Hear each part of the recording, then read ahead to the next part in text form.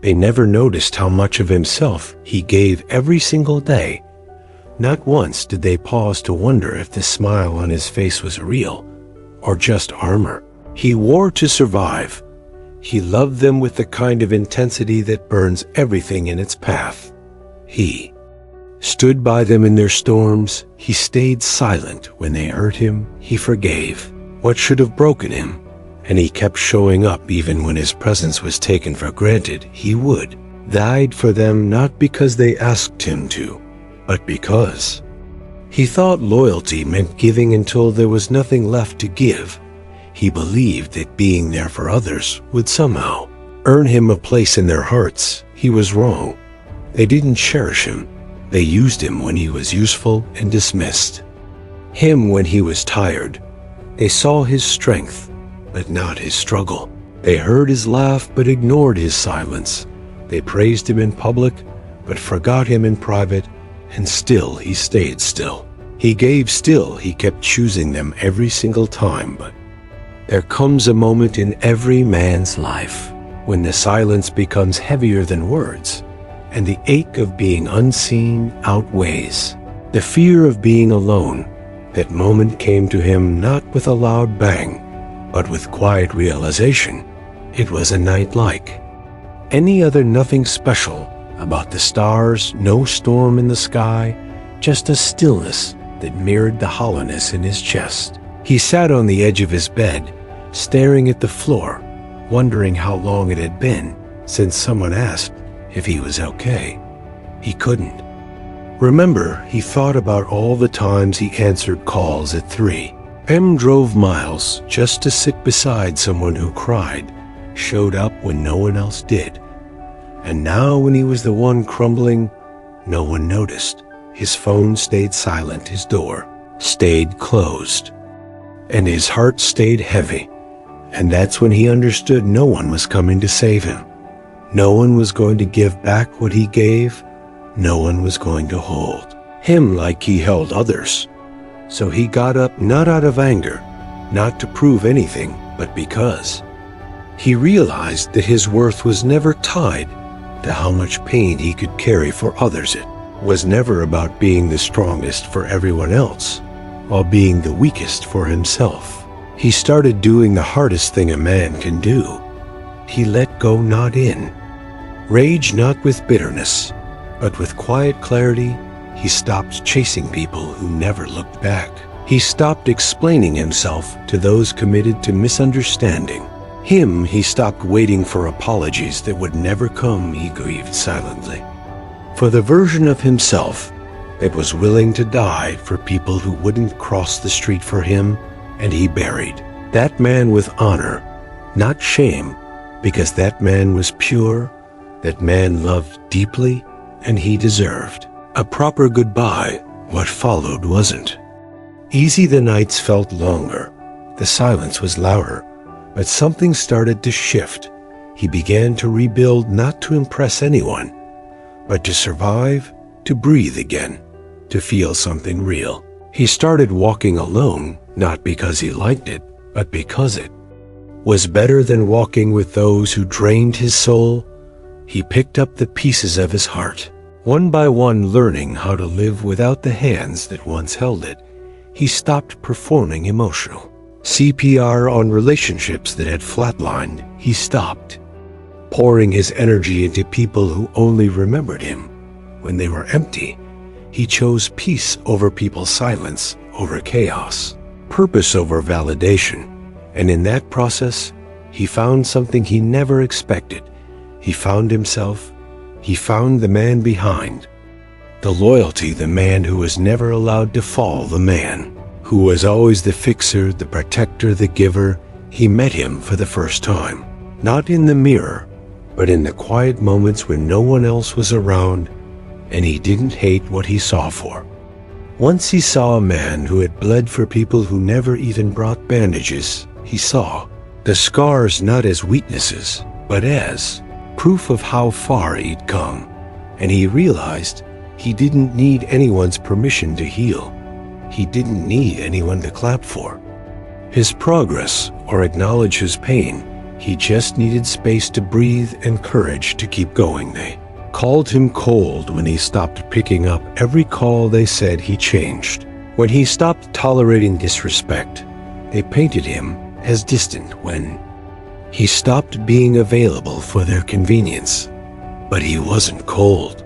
He wasn't distant. He was finally choosing himself in a world that taught him. Love means sacrifice. He finally understood that real love doesn't require you to destroy yourself. To prove it, he learned that loyalty isn't about dying for someone. It's about choosing people who would live for you too. He learned that outgrowing people isn't betrayal, it's survival. And sometimes the most loving thing you can do is walk away from what's killing you. And he walked slowly at first, every step heavy with memories, but eventually lighter with truth. He remembered everything not out of resentment, but because he learned from every wound, every silence, every betrayal. And in remembering, he rose not with fire, but with stillness, not with vengeance, but with vision.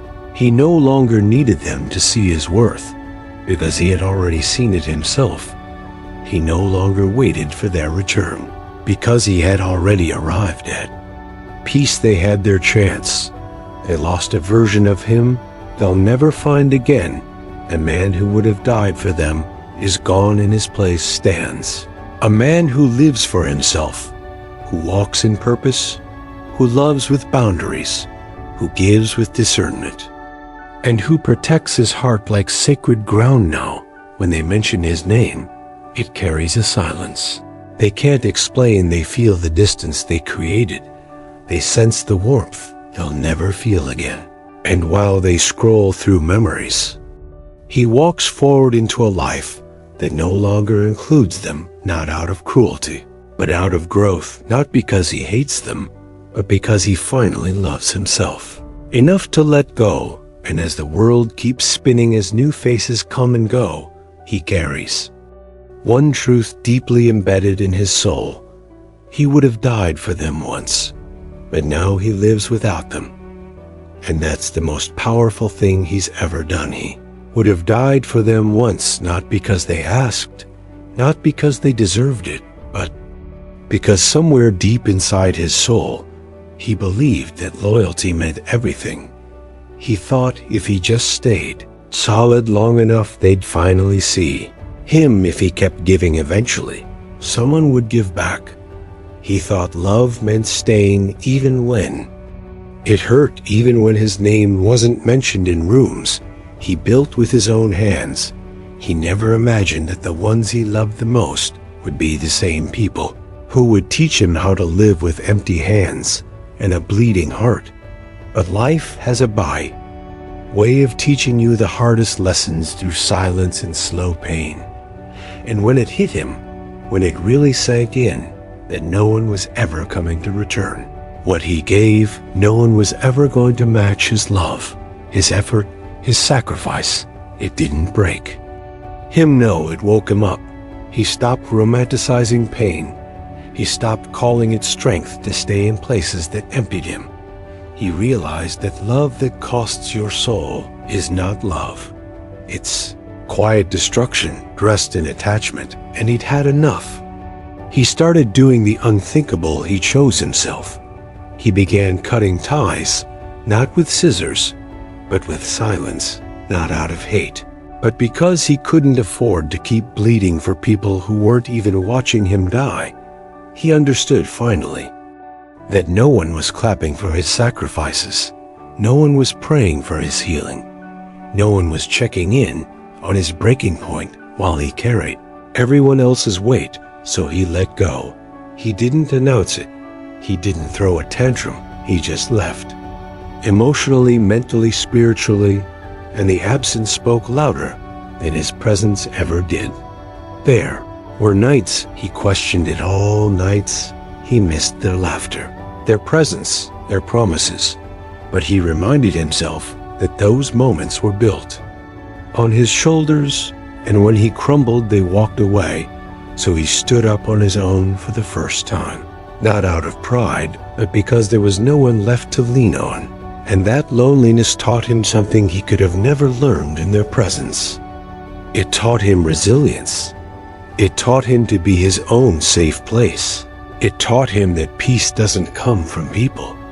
It comes from protecting yourself from the wrong ones. And slowly the man who once would have died for everyone began to breathe differently. He no longer rushed to answer messages that once ignored his own. He no longer begged to be understood. He no longer feared losing people who were never really his.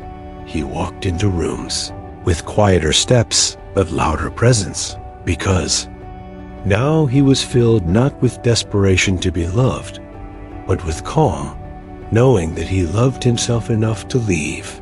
When he wasn't, the world tried to tell him that he became cold, but he wasn't cold. He was careful. He wasn't distant. He was deliberate. He wasn't bitter. He was better. And the glow-up wasn't loud. It was silent. The healing wasn't pretty. It was private. And the comeback wasn't for attention. It was for alignment. He owed himself a version of life where he wasn't the second thought, the backup plan, or the convenient choice. He owed himself a kind of life where he came first, where his heart was protected, where his time was sacred, and his soul was respected. And now when they think of him, when his name crosses their mind, they remember not just the man who gave everything, but the man who finally stopped, the man who put the pieces of his heart back together without anyone's help, the man who built a new version of himself from the ashes they left behind. And while they might wonder why he never came back, the truth is he was never theirs to begin with. He just loved too, loudly in places that couldn't echo backs. Oh, he walks forward now, no explanations, no resentment, no need for closure, because the man he is today doesn't need validation from the people who once watched him drown and called it strength. His silence speaks, his presence stings, and his peace is the revenge they'll never understand, because he would have died for them. But now he lives for himself, and that is the most powerful thing he's ever done.